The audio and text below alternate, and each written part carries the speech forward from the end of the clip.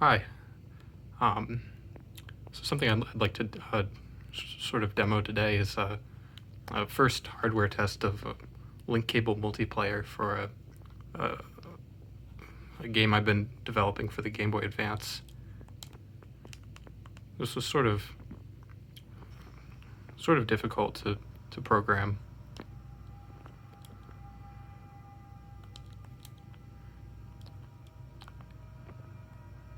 So first thing I'm going to do is select connect peer on one of the devices. For some reason, you have to do this first on the one that's plugged into the gray end of the link cable. I'm not sure why this is yet. It doesn't happen on an emulator. But anyway, connect, and then I'll connect this one. Okay, so we're connected.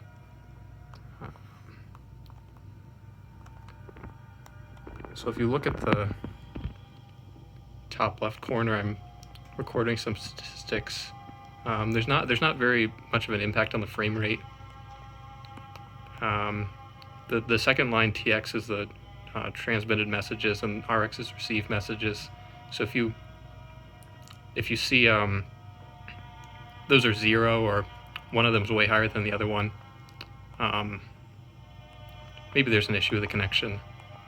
Next two lines are transmit and receive loss, and if you ever see a positive value in any of those, it probably means the connection is just really messed up. Because it's calibrated in a way that it should never have any transmit or receive loss. The fifth line is just something about memory usage. Don't worry about that. So actually, one of the devices will always transmit twice as much as it receives because it's designed as peer-to-peer. One of the peers is designated as the owner of the game's random number sequence, so it has to keep that tightly synchronized, so it transmits a lot more than the other device. So if you'll see the numbers flipped on the other one. One of them transmits a lot more. But anyway,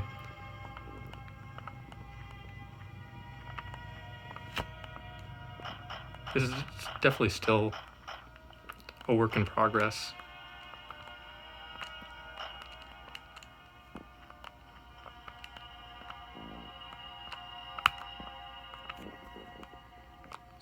So trying to demo this while holding a phone and playing with one hand.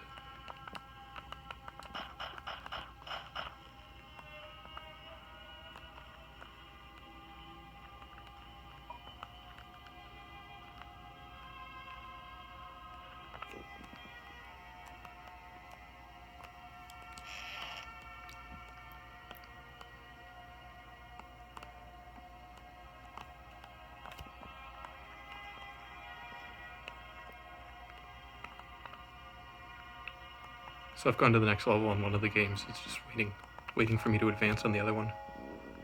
And then it synchronizes both games, and then it will generate a level.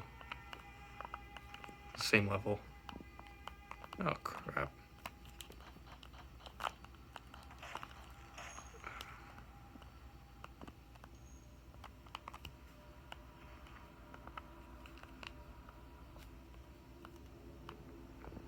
Yeah, I mean, I'm not going to try to play this too much with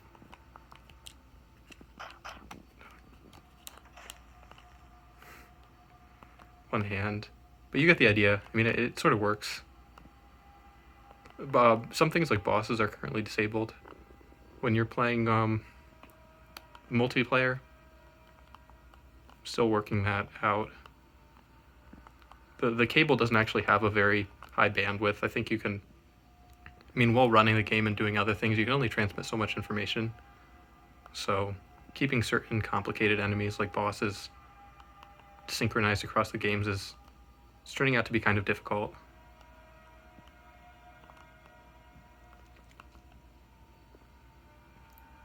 For the enemies, you can sort of just transmit state changes when their internal state machine changes, and they end up being pretty much synchronized across both games just by virtue of the game's random number sequence being synchronized.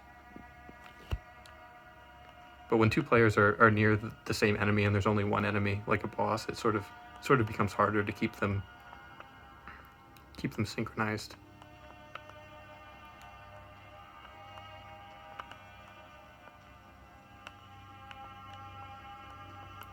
And I'm finding I can really only transmit about maybe 8 bytes per frame.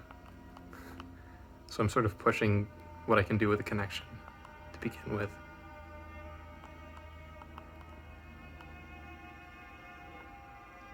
But anyway,